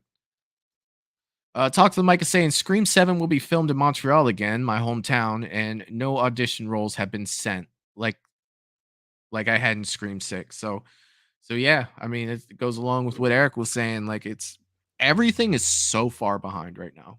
Mike, You know, if you don't mind me asking, how do you know it's going to be filmed in Montreal? And you probably have sources, and obviously I'm not asking you to give those up, but everything I've seen from Production Weekly, nothing I've seen has confirmed they're filming in Montreal. And I think the speculation is they wouldn't, since Radio Silence stepped down now. I know mm. Montreal has some great tax incentives for filming. So does But like Atlanta too, right? Doesn't Atlanta does, North Carolina has some decent ones, but Montreal has like really good ones. Mhm. Yeah, I would love to know if you don't mind. Hey man, if you want to follow me on like Instagram, we can chat there too. I don't want to just have a one-on-one dialogue with you in the chat while we're on a live stream, but Yeah, for sure. I'm really curious about how you know that, if you don't mind me asking, because I haven't seen anything confirming it's going to be in Montreal. Oh yeah. Byron Weaver is saying never hike. Byron Weaver is saying Never Hike in the Snow is my favorite horror movie that takes place in the snow. Yeah, man. I mean, I definitely like that one. I liked seeing Jason in the snow, and there's I don't know. I think they did a lot of good, great things. Definitely my favorite film in the snow for sure. I grew up, in the '80s, and I remember as a kid watching Silent Night, Deadly Night with my aunt, who is no longer with us. Um, and it's just like that's a great memory for me. And every time I think about a horror movie in the wintertime, for some reason, that old school memory of watching that movie always pops in my head. Did you ever see the original Silent Night, Deadly Night? Is that the one about the Santa Clauses? The one Santa Claus for that one. Yeah, it's Yeah. crazy. I haven't watched it in years. I do I own. think yeah, I think I have, but I think it's been like 2 decades maybe. Yeah. And I So also love Black Christmas too. That's the original Black the OG. Christmas. Yeah, Yeah, I was let's about make to that say clear. The neither of the two 1974 remakes. Black Christmas. That movie actually scared me a lot when I was a little kid. No, It's like one of the first slashers. it is, and Billy, like, he had that little tirade at the end when his eye. I'll never forget when that door opens and you can just see his eyeball, and he says, "It's me, Billy," and I'm just like, "Oh my god!" And then he like loses it and comes running through the house, and the way he's pulling on that door, like that's just a memory that'll never go away from me. And watching it as an adult, can we give a hand to Margot Kidder? Like for real, she killed it in that movie. Like her dialogue scene, it was just I love Margot Kidder. And she'll always be Lois Lane to me, but I mean, she freaking killed it. I mean, you think about it, she was in Black Christmas, she was in Amityville, she was in Superman, she was cleaning up back then, man. Oh yeah. Let's see. Mike is saying Scream 6 was in Montreal, and he was saying I was in Scream 6 as an extra, and before the strike, there were positions available. So I do know 6 was in Montreal. Yeah. I really wanted to go up there. I actually joined a casting agency that does I found the casting agency that was doing background casting for oh god, what was the time? Blackburn, I think it was called. I forget the name. I found them. I joined it. The only problem is I don't have a work visa. So I couldn't actually like they told me I couldn't come up to be in it because that was my goal. I was like, I want to be in a Scream movie. I don't care if I'm playing a damn tree, like or just someone walking on the background getting a coffee. I want to be in a Scream movie. So I know 6 was up there, but last I heard, and according to Production Weekly, I didn't see anything confirming 7 was going to be up there. And I actually figured it wouldn't be because as of right now, every Scream movie has been filmed in a different place. Yeah. Yeah. Well, So I assume probably they won't know haven't. anything for sure until this strike is over with, man. It seems like that's just um oh, Mike is saying I was in the Jason mask in the subway. That's so awesome, dude. That is super freaking cool. Hey man, yeah, definitely add me on Instagram if you can. Hey, bro, I would give this. I'm not gonna say that on your channel. I don't know if it's acceptable. It's something I always used to say growing up, but I would give a lot. we don't hold back on this channel, man. Okay, growing up, I would always say I'd give my left nut to be in that or to do Hey. that. So I would give my left nut to be in a Scream movie. Not old righty. I'm keeping righty. Um, but yeah, man, that's awesome. Okay, I'm gonna add you right now, man. Mine's just bearded entertainment. So Super cool. Making connections. Byron is asking, how would you guys fix Halloween 5? okay, Dude, that's a long one. how would I fix Halloween 5? First of all, the mask. That's I ground would zero. I would start there. Yeah, that's definitely ground zero.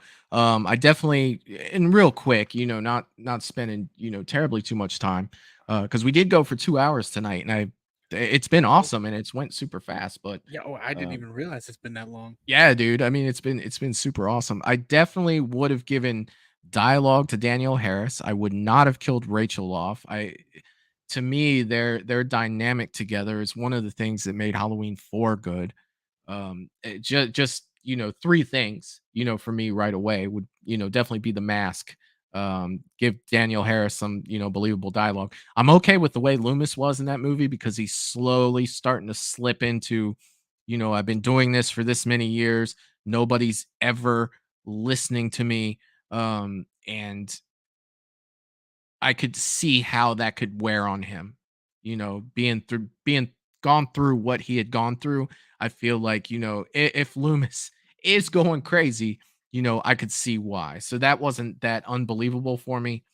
But yeah, definitely give Danielle some, dialogue, meaningful dialogue, not make her a mute for the first hour of the movie, and keep Rachel in the movie because I think that that was one of the things that made Halloween 4 good. What about you, Eric? Bro, I guess it's universal because those were literally the exact same 3 things I was gonna say. Yeah. I didn't know if I was gonna do 3, but if I had to pick 3, it would be those. Like she was so good. Danielle was so good in 4. Yeah. And then you just make her mute, and she's still good. She still does really great facial acting and stuff, giving you what she can. But her being a mute, like she's a child actor, give her something to do. Yeah. And the mask, man. If you just did those 2 things, I think the movie would be drastically improved. I just feel like it was such the way Rachel went out too, it was so meaningless. Like you're just gonna it's like a throwaway. They just threw her in the trash. Yeah. And it was just if it's bad when you're an 11-year-old kid watching this movie in a movie theater and you say, what the hell did I just watch? Dude, I'm 11. I should just be happy to be there to see Michael Myers. You know what I mean? And not look at all these details. But when you're just like, they just got rid of her, like she's gone, like she was the hero of the first one.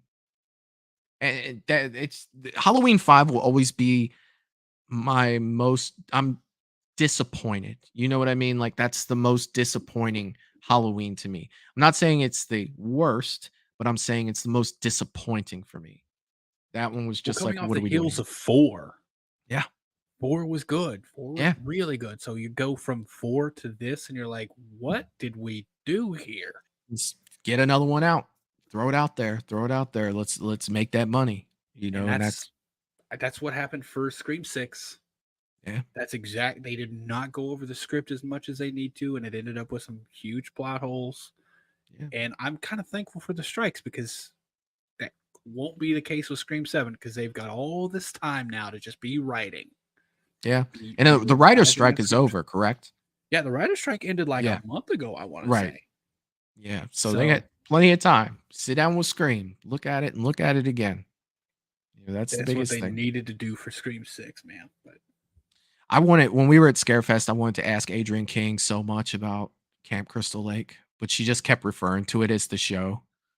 okay. You She know, probably wouldn't say anything no, about it. she I wouldn't. don't know her. I don't know I- her. Maybe she would. I wanted to so much, but yeah, she has joined the writing team and she is a reoccurring character in the Camp Crystal Lake Do we know series. if she's gonna play Allison or No, she didn't say nothing about playing Alice or not. So Or I Alice, not I really don't know. But man, she was so sweet. Did you get a chance to talk to her I while you were didn't. down there? She was a sweetheart, man. Just seeing her standing next to Amy Steele for me was just like a moment where I just stood back and I was just like, wow, man, that is so freaking cool. Speaking of Scarefest, though, Yeah. I like to do photo ops and get photos and stuff. This is I want to show you this. Hold on a second. Oh yeah. While you're grabbing that, I haven't hung them yet. But Mike this was is my stack of photos. from Oh, that's so Scarefest. good. All ones from Scarefest. There's me with Jake and Nick Castle at the bar. That's so good, man. Yeah. Dude, like I was saying, Scarefest is such a blast. It's a big event. Like, not only is it an event in the convention, it's an event in the town around. Like, you could just go around and hang out. You're gonna hang out with people. You're gonna see people. Is it always at the same place? Yes. Yes, it is. Okay. Dude, I'll be there again next year. Oh, yeah, dude. 100%. Man is saying, I have to head out, but I had a great time. We'll be back for future streams. Good night, everyone. Hey, man, it was great having you here. And yeah, please do come back and see us for real. But yeah, I'm about to wrap this one up for tonight too. I think I am going to start it off my night with some Friday the 13th, 2009. I think I'm going to get into that. Eric, I'll talk to you backstage just a little bit before we get out of here. Is there anything else you want to say to the good people out here before I wrapped up? Yeah. Thanks for coming. I'm probably gonna have a live stream on my channel sometime this week. Jump over there if you want to talk some more horror.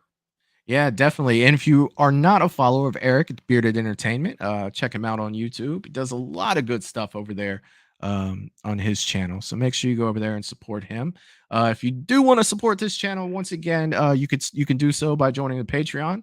There's a tier for everyone. It is at www.patreon.com/moviesandbeyond.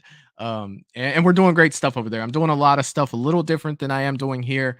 There's some good weekly shows that I do over there. One of them being Real or Fake, where we actually look at paranormal videos and we leave it up to the chat to say, do you think this was real or do you think it was fake? So we've definitely been having some fun with those over there.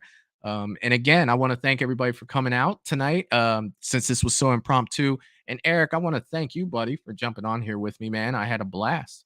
Yeah, thanks for having me. I was, as soon as you offered, I'm like, I don't got anything going on tonight, so let's jump on and talk. Hell yeah.